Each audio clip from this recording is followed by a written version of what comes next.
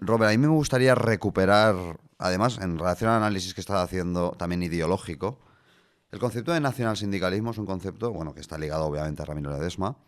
Hay mucha gente que intenta mezclarlo con el comunismo incluso a nivel teórico. ¿Cuáles dirías tú que son las diferencias esenciales que hay entre Para mí ambos? hay varias cuestiones. La primera, la lucha de clases. Claro, esto es un elemento Yo central creo que es la también en tu libro. principal. Hasta los más obreristas de ellos, el problema que tienen es que tienen mucha contradicción con esto. Ellos dicen, vosotros lo tenéis con la cuestión internacional, nosotros lo tenemos con esto.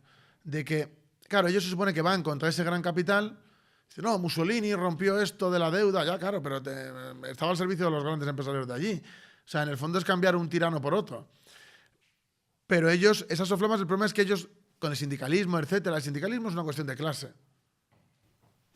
Entonces, esa conciliación que ellos hacen, cuando hablan de clase nacional... Un concepto clave del fascismo. Ya, pero clase nacional en el sentido de Marx, de elevar a la clase obrera, la clase nacional, muy bien. Pero en el sentido que lo hacen ellos del pueblo, para mí el pueblo, claro, tienen contradicción porque luego tienen líderes que dicen, no, los ricos no tienen patria. Entonces, ¿en qué quedamos? ¿Quiénes son los ricos? Eso es una clase. Eso es una clase. Entonces, ¿qué pasa? Que hay mucha contradicción en ese sentido. De hecho, ellos hablaban de que el análisis económico de los marxistas era correcto. Sí, es verdad, eso lo he leído yo también. Ya, pero es que según el marxismo lo importante precisamente es lo económico. Sí. Entonces, si te dan la razón en lo importante, entonces es que algo falla en ellos. Es interesante. Pero sí comparto la crítica que hacen ellos de que el comunismo tenía ahí una contradicción importante con el hecho nacional. No, yo estoy totalmente de acuerdo. De hecho, nosotros, por ejemplo, en lo que nosotros hacemos, yo creo que eso lo hemos resuelto. Yo también. Lo hemos resuelto. O sea, nosotros hemos abrazado el hecho nacional, pero no hemos dejado de ser revolucionarios. Que eso es lo que le rompe la cabeza a la gente.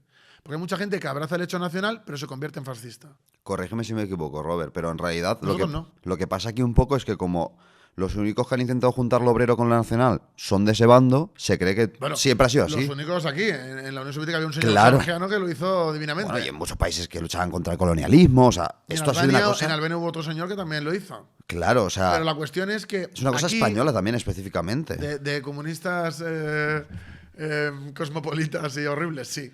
Claro, Cuba, patria o muerte. Es que claro, son cosas que después los mismos progres aquí se ponen a decir patria o muerte porque son castristas, que es lamentable ser castrista en mi opinión, pero lo hacen. No, aquí podemos ser sospechosos de muchas cosas. De que nos guste Castro o no. Eso es una cosa que la tenemos muy clara. Eso, vamos. Un día tenemos que hablar de la relación de Castro con Franco, pero eso sí que no es el tema de hoy. Es que era gallego, Pero sí que es curioso porque yo creo que es esa tradición histórica la que les rompe la cabeza a los progres y después fuera dicen, sí, la patria La cuestión socialista. de la lucha de clases es la principal para diferenciar el sector más de izquierdas de ellos, por ejemplo, del comunista patriótico. Porque sí que es verdad que tú puedes ver similitudes como un tronco común.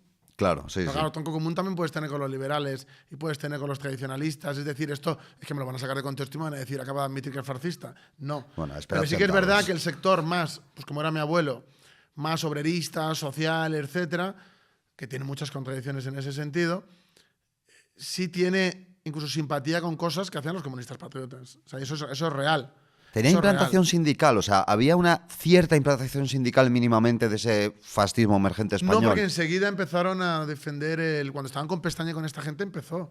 Luego tienen la CONS, que era el sindicato, pero como se dedicaron a defender a los patrones, pues claro, los obreros dijeron, ¿esta gente qué? Y por ejemplo, estoy pensando en el sindicato de remolacheros. Esto tenía... Es de propietarios. Es de propietarios. Es que estas cosas son importantes, ¿eh? Claro, pero es de propietarios. Que no pasa nada porque sea de propietarios. No. Yo soy el mayor defensor de los autónomos del mundo ahora mismo. Sí. Somos el partido de los autónomos nosotros. Pero la cosa que era un sindicato que tenía una orientación ruralista, pero no en ese sentido de... Barriar al señorito un poco más, vamos a decir. Entonces yo el problema que veo de ellos es ese. Porque si hubieran evolucionado de otra manera, hubieran terminado en el otro lado. Y de hecho hay gente que lo dice. Realmente me lo voy a traer al podcast. Pero Nacho Lozano dice que se equivocaron de bando en la guerra civil. Hay mucha gente que dice eso. Por ejemplo, estoy pensando en Hitler, por ejemplo, como... Pero que hay falangistas que dicen que se equivocaron de bando en la guerra civil. Ya.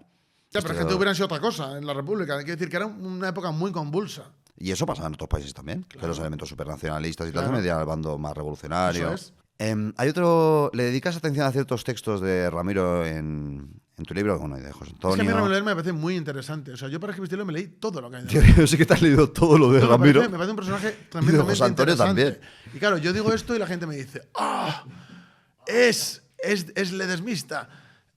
No, simplemente me parece un personaje muy interesante y hay cosas que dice, otras no, pero hay cosas que dice que me parecen que tienen mucha lógica y que me parecen muy interesantes, sobre todo para esa época. Sí, es un reflejo de época también de ciertas cosas. Por O ejemplo, sea, a mí, por ejemplo, yo voy a ser sincero, el tema de la mística, la épica. sí, eso es un tema, ¿eh? Ya, pero para ellos es algo prácticamente de principios, ¿eh? De esencia, de el acto viril y varonil, de confrontar hasta el final, de luchar.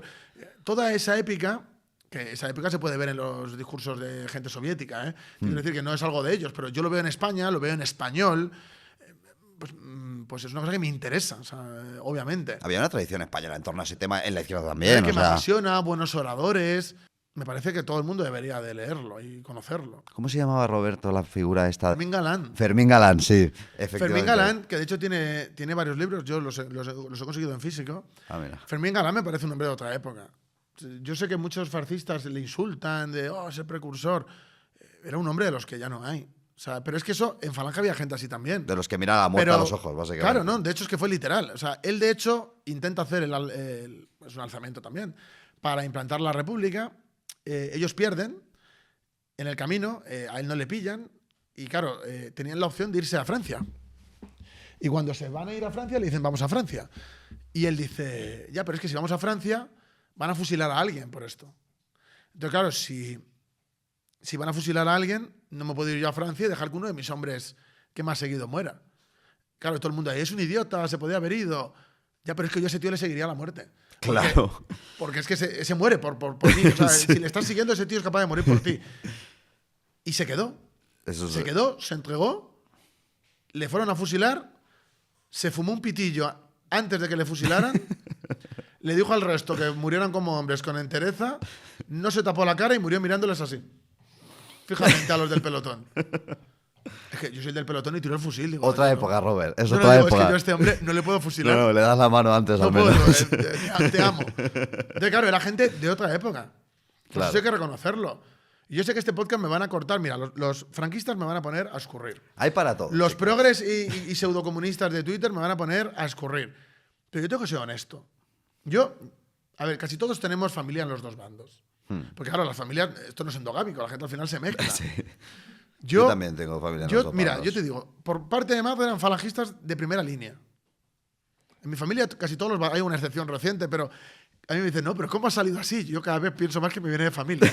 Esto es sanguíneo. Y soy un flojo al lado de esto, tengo que endurecer la cosa. Hay que ponerse a la altura, Robert. Pero, claro, y luego he descubierto que es el tío de mi abuela. Exacto. Es como, no es tío abuelo exactamente, pero voy a decir tío abuelo para que se me entienda. Era el jefe de los rojos en Collado Villalba, que era donde más fuerza tenían, además de las milicias. Bisabuelo es, tu tío bisabuelo. Mi tío bisabuelo. De acuerdo. Chequista, en los informes policiales decían que, teniente alcalde de allí, decían que era muy peligroso y que era el que movía a todos los rojos de la región. Pueblo. O sea, era un tío de armas tomar. Y cuando termina la guerra, eso él pasa al comité clandestino de allí. Exacto. Y cuando se podía haber ido. Porque además era un cargo. Se podía haber ido. Y el tío se quedó a que le mataran. A resistir. Hasta el final. En plan de, hasta que no se me gaste la última bala, no me voy de aquí. Claro. Y claro, tú dirás, menudo cabrón, que no sé qué. Habrá gente que le insulte ahora. Pues yo me voy a imprimir, porque consigo la foto, me la voy a imprimir, la voy a poner en gigante. Quiero la de mi tío abuelo también, porque son gente de otra época. O sea, yo es que miro y me da igual la ideología. Digo, qué orgullo, qué familia de gente dura he tenido, ¿no? Sí. Y a mí me llena de orgullo. Y todo el mundo tiene familia de todos los lados. Es que yo no me creo que nadie, a lo mejor algún ricachón de un sitio, pues como se mezclan los ricos entre ricos, pues a lo mejor hasta ahora que han llegado los nuevos ricos que son del PSOE, pues no han podido mezclarse. Pero, de la bandera arcoíris. Pero sí. que no hay que caer en el mi abuelo fue... No tiene sentido. No tiene sentido. No tiene sentido porque eso es de secta. Y porque eso hay que superarlo. O sea, lo que importa es España.